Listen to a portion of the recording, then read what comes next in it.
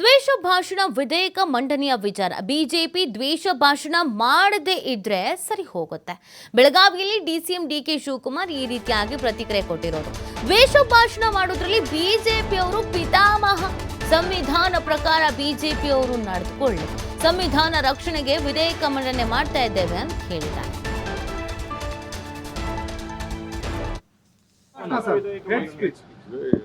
ಅವ್ರು ದ್ವೇಷ ಭಾಷಣ ಮಾಡದೇ ಇದ್ರೆಲ್ಲ ಸೋಲ್ತದೆ. ದ್ವೇಷ ಭಾಷಣ ಮಾಡೋದಕ್ಕೆ ಪಿತಾಮಹ ಅವರು.